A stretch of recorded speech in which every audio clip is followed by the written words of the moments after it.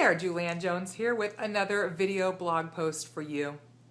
This time I want to talk with you about your schedule and time management, and I have a bit of a confession to make myself. I was actually doing a group call, a group leadership coaching call for my Direct Sales Virtual Academy today, and we were talking about time management and to-do lists and productivity, and I confessed to them that this, even though I teach it, even though I have a whole program called Get Organized and Take Back Your Life, even though I'm supposed to be an expert in this area, I'm not, and I struggle with it. In the last few months, I've really struggled with it. I've had a lot going on in my life. There's a lot going on with my kids, and honestly, I just haven't done a great job of managing my time and productivity.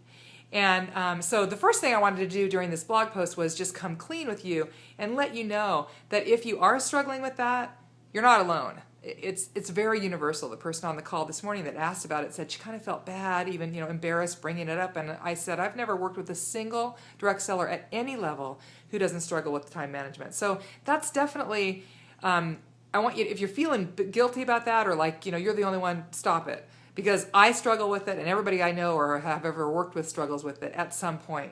Now, I'm a fairly organized person, and I think I probably do a better job than the majority of the people, but there still are times when I get derailed by Facebook, or I have the best laid plans and a great to-do list, and then at the end of the day, I look at my to-do list and realize I haven't really done anything.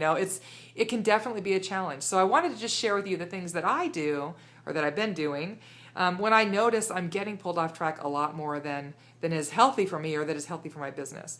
The first thing that I always do is I really sit down and look at the bigger picture. What are the projects that I'm working on?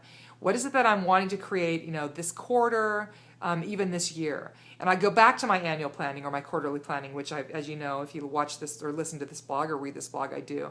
And I make sure that I'm on track, or that at least I'm aware of what it is I want to be doing. And then the second thing I do is I really look at what's realistic as far as my calendar. I have a son graduating from high school in a couple weeks, and my whole family's coming in. There's a lot going on in my personal life. Now, for me to take on a huge project, probably isn't the most wise thing I could do. I've kind of done that, and I'm working on something really big with my friend Nancy Golia, and we're going to be launching it on the 13th of June, and there's a lot to do between now and then. But I also know that it's a big enough project that it's significant, but it's not going to totally take all my time, and I'm going to be able to manage it. And I looked at that before I said yes to it. So I definitely look at that. And then the third thing I do is I absolutely do make a list. I make a master list, even if it's, a 2 or 3 week long list of what it is I'm going to have to get done. And then I get really clear about that. And the fourth thing that I want to just tell you, you got to do if you haven't already, and this is what I talked with my client this morning about on the group call, was I get really clear about my why.